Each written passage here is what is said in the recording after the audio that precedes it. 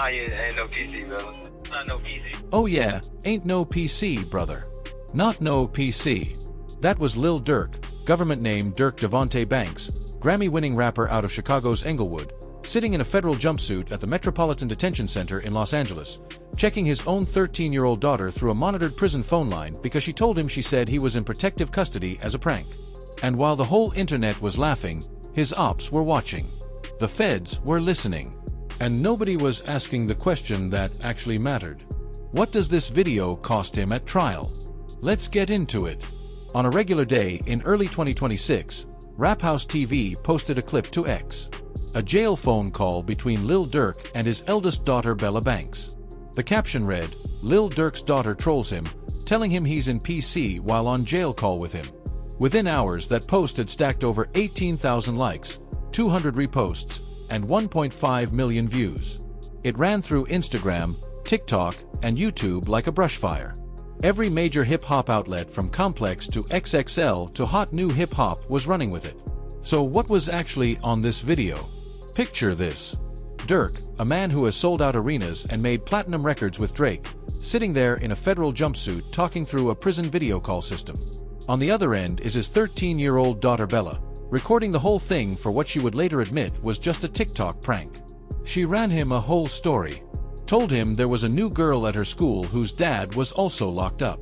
And Bella said she told this girl that her father Durk was housed in the PC unit.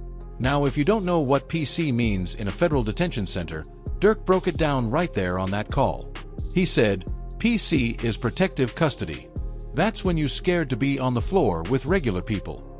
I ain't in no PC. That's where snitches is at." And right there you could hear the energy shift. Went from casual father-daughter conversation to dead serious in half a second.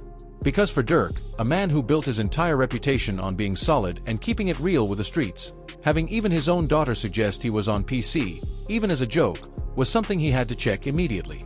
Then she hit him with the punchline. It was a TikTok trend. A prank. A 13-year-old girl doing what 13-year-old girls do in 2026. And Durk laughed. For a moment, behind all the federal charges and the lockdowns and the head counts, there was just a father chopping it up with his daughter. But here is the detail that had the entire internet losing its mind. The contact name on her phone was not Dad. It was not Daddy. It was not Pops. It said Dad Jail. 2 words. Lowercase. No caps. No punctuation. Just the raw, unfiltered reality of a child who has gotten so used to her father being incarcerated that she literally saved his contact after his living situation. And if that does not hit you somewhere deep, nothing will. Bella Banks was born July 19, 2013. She is Durk's eldest daughter, one of his 6 to 7 kids. Her mother is Nicole Cavone, Durk's ex from back when he was still a teenager coming up on the south side of Chicago. Bella runs a small business called Bella Beauty on her socials. By all accounts, she is just a regular kid trying to navigate a situation that is anything but regular. Because here is what people were not talking about while they were laughing at the Dad Jail contact name. Lil Durk has been locked up since October 24, 2024. That is over 500 days. 500 days of his daughter growing up without him there. 500 days of birthdays, school functions, and regular Tuesday nights where the only way she can hear her father's voice is through a monitored federal phone line. And Durk is not in there on a light charge. He is facing conspiracy to commit murder for hire, use of interstate facilities to commit murder for hire resulting in death, and firearms offenses. Charges tied to the August 19, 2022 shooting of Savia Lul Pab Robinson, Quando Rondo's 24-year-old cousin, at a gas station in West Hollywood. The feds allege Durk put a bag on Quando Rondo's head after his artist King Von was killed in November 2020. The alleged shooters missed Rondo and hit the wrong person. Fatal outcome. Durk has pleaded not guilty to every charge. Every single bail request has been denied, including a $4.5 million package that the judge called insufficient given his net worth and flight risk. He was arrested trying to board a private jet to Italy with tickets to Dubai and Switzerland also booked for the same day. His trial has been pushed back 4 times and is now set for August 25, 2026. And while he has been sitting at MDC Los Angeles unable to post, unable to drop music, unable to say a single word publicly, his enemies have been having the time of their lives. When you are locked down in federal detention with no phone, no internet, and no way to respond, everybody gets brave. Tekashi 6ix9ine has been the loudest. In an April 2025 interview, he went on record claiming his trolling, specifically making Slide for Vaughn go viral, was what baited Durk into catching this case. On a December 2025 livestream, he called Durk a fake Muslim, dropping bars like, "Assalamu alaikum. Wasn't you just eating bacon? I hate a N-word facing." Then in January 2026, he dropped a full track called Bacon with Aiden Ross and Kufum, where his verse was aimed directly at Durk's faith and his situation in jail. DJ Academics has been linking up with 6ix9ine on streams to mock Durk's arrest, taking credit for getting Slide for Vaughn into the mainstream and joking that Durk got tricked off the streets. And it ain't just outsiders. Word spreading on X is that some of Durk's own affiliates have been going ghost on him, falling back, keeping distance, acting like they don't know him now that catching a Fed case by association is a real possibility.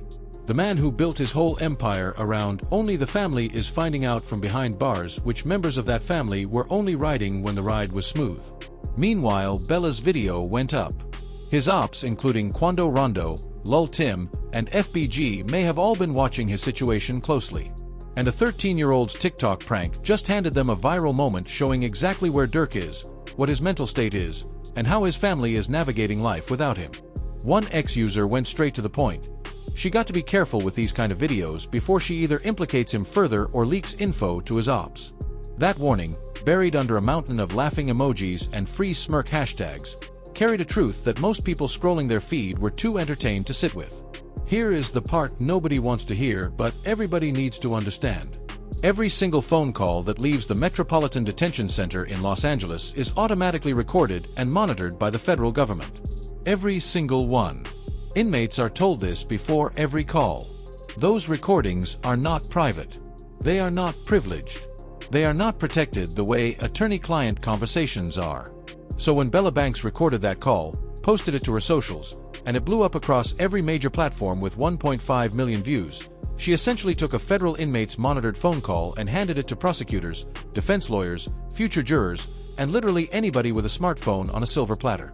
Now, was what Durk said on this call directly incriminating? Not on its face. It was a prank about protective custody. But peep what Smirk actually said. He stated clearly, PC is protective custody. That's where snitches is at. I ain't in no PC. The prosecution could argue that statement reflects his mentality, his commitment to street code, and his role as an F-shot caller. Which is exactly the narrative they are building to convict him on murder for higher charges. And that statement slides right in next to his lyrics, which prosecutors have already moved to admit at trial. Bars from his own song, "They be on my page like Slide for Vaughn. I know they trolling me. Got it back in blood. Y'all just don't know. That's how it's posed to be." An attorney closely tracking this case said it plain. The lyrics that Durk has out there about Slide for Vaughn, "I got it back in blood," that's heavy. All that stuff is incredibly damaging to Durk. And then there is the Instagram DM. A message where Durk allegedly typed, "I got them hunting you," sent to an unidentified person. The judge already ruled it is coming in at trial. Now stack the viral jail call on top of all of that. The prosecution has also added a stalking charge to the second superseding indictment. And here is why that matters. The stalking charge does not require proof of a cash bounty. No contract. No receipt. No proof anybody got paid. Just proof that Durk pointed somebody in a direction and said go. And if death resulted from that, the penalty is up to life in prison. The exact same number the murder for hire charge carries. It is a safety net for the feds, and it is terrifying for Durk's defense. Adam 22, who has sat with Durk multiple times on camera, did not sugarcoat his read on the situation when asked directly. He said, "I think he's cooked. These guys are telling on him. They've got a mountain of physical evidence, digital evidence, and gang members who were doing illicit acts with him, and they seem like they're lining up to tell on him." 5 co-defendants. Over 30,000 pages of evidence. A trial that keeps getting pushed back. And now a viral video adding one more thread to an already suffocating web. Pull all of it together, and what you are really looking at is a lesson that hip-hop keeps learning the hard way. In 2026, the feds do not just use what you say in interviews. They do not just use what you post on Instagram. They use everything. Song lyrics, DMs, jail calls, fan comments, podcast appearances, random TikTok pranks posted by a 13-year-old girl who just wanted to make her dad smile. The line between music and evidence has been completely erased in federal courtrooms. What Durk thought was just rap is now being loaded into the chamber and aimed right back at him by a prosecution that has had over a year to sharpen its case. And the broader message for every artist watching this unfold is brutal and simple. Everything is content until it becomes evidence. And by the time you realize which one it is already too late to take it back. Durk cannot respond to 6ix9ine. He cannot check his ops. He cannot protect his family publicly. He cannot control his own narrative. The man who once moved millions of people with every bar he dropped is sitting in MDC Los Angeles while the whole world watches and comments and reposts and turns his life into content. And his daughter, who just wanted to hear her daddy laugh, accidentally became part of that machine. August 25, 2026 is the current trial date, unless it gets pushed back a 5th time. Between now and then, every piece of public content connected to Durk becomes one more card in a hand that is already stacked against him. The question is not whether the feds have enough. Adam 22 and multiple legal analysts following this case closely say they clearly do. The real questions are these. Will any of his 5 co-defendants take a deal and testify against him before the trial starts? And if they do, is there any defense left to mount? Does the viral jail call actually get used by the prosecution in any meaningful way, or does it stay in the background as context? And what happens to only the family, to the label, to the artists, to everyone whose career is tied to a man who is staring down a potential life sentence with no way out in sight? Drop your thoughts in the comments right now, because this story is nowhere near finished. And when that August trial date hits, this channel will be breaking down every single development as it happens. If you are new here, subscribe immediately and hit the notification bell so you do not miss anything. Thanks for watching. If you had a good time, keep the adventure alive by clicking on one of the suggested videos on your screen right now for more amazing content. He released music aimed directly at 50. On February 24th, he dropped a track called Made Man. On March 6th, he dropped another diss track called Drop Top. In the video for Drop Top, he debuted a custom Ms. Jackson OG pack with 50 Cent's photo on it, essentially putting the image of 50's deceased mother on merchandise. The entire Harris family was involved at this point. T.I. himself dropped multiple diss records. Demony Harris, T.I.'s other son, released his own tracks. Even Eris Harris, 9 years old, was pulled into the moment. The whole family was at war. 50 Cent laughed it off publicly. He captioned a post with a cartoon frog meme and said, "Oh." He did not respond on a record. But the internet had already made up its mind about who crossed what line. T.I. himself was conflicted about it. He went on the Ebro Laura Rosenberg show and addressed King's behavior directly. He said, "No, I don't enjoy it. I spent so much time trying to get this kid off the ledge. Now he has justifiable means to undo all of the teaching that I've been teaching." The specific line T.I. drew was the t-shirt. When asked when he felt things went too far, T.I. pointed directly at the video of King wearing a shirt with 50 Cent's deceased mother on it. He said, "I said that's enough when I seen that t-shirt." But T.I. also said he was proud of the core motivation. He said, "The one thing that I am proud of is that the women and children in our families see that it's a line of men that's here against whoever. Two things true at the same time. Pride in the protection. A line that got crossed. And a father watching his son navigate all of it in public with millions of people forming opinions about who King Harris is as a person based on the most extreme moments he has ever had on camera." By the time the fatal car crash rumors started circulating, King Harris was already one of the most searched names in hip-hop. The algorithm was already pushing his name across every platform. He was a trending topic. And trending topics are magnets for misinformation because the audience is already there and already engaged before any content gets made. The bigger picture. What this reveals about the internet and about King Harris. Pull all of it together and what you are really looking at is two separate stories running alongside each other that eventually crashed into each other. The first story is the very real and very documented history of a young man who has made choices that keep landing him in serious trouble. The 2022 charges for speeding, driving on a suspended license, and a DUI. The Waffle House incident. The argument with his parents at the Falcons game. The 2024 arrest in Dunwoody with a firearm on his hip and marijuana in the car. The bench warrant that hung over his head for 2 years before it finally caught up with him. The 50 Cent beef where he crossed lines that even his own father publicly said went too far. All of that is real. All of it is documented. All of it contributed to a public perception that made a completely false story about a fatal car crash seem plausible to millions of people who had no reason to dig deeper.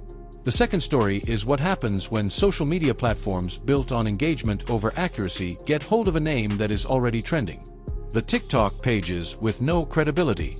The AI voiceovers narrating fabricated events over real footage. The Facebook shares that travel faster than any fact check could possibly follow. The YouTube channels that built entire videos around the premise of something that never happened. These two stories collided in September 2025, and the result was a viral moment that had absolutely nothing to do with the truth, but everything to do with how the internet actually works. Plausible and true are not the same thing. And the footage that people were sharing as evidence of a fatal crash was evidence of a traffic stop that escalated into an arrest on outstanding warrants. Nothing more. Here is what the beef with 50 Cent actually showed about King Harris that none of the clickbait posts showed. It showed someone willing to go further than people expected. Whether you read that as loyalty or as recklessness depends entirely on your perspective. T.I. himself landed somewhere in the middle. He was proud that his sons defended their mother. He saw the t-shirt and said that was the line. That moment, a father watching his son cross a line and saying that is enough, is a more honest picture of who King Harris actually is than any viral post about a car crash ever could be. King Harris is 21 years old. He is a father now. He has a son named King Jr. He has music out. He has a platform. He has the last name Harris, which in Atlanta carries weight that most people spend entire careers trying to build. The real story of King Harris is not a single event.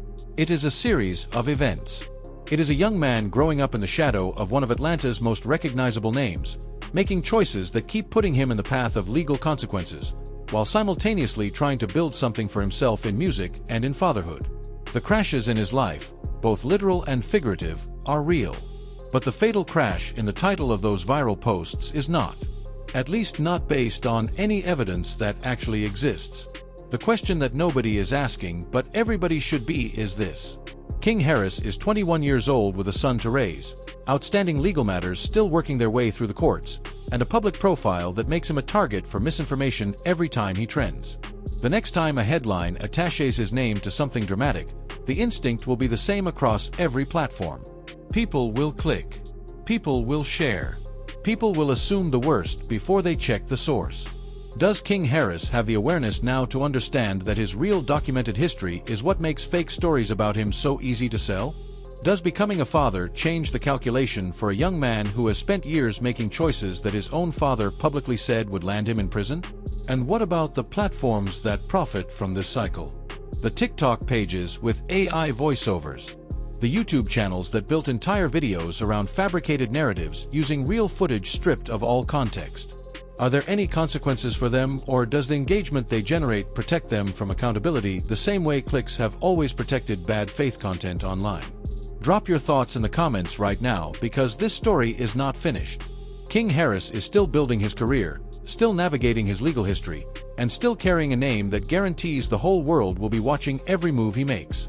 And when the next headline drops, whether it is real or manufactured, this channel will be the first place breaking down exactly what is actually happening versus what the algorithm wants you to believe is happening. Subscribe right now and hit the notification bell so you do not miss anything. Thanks for watching.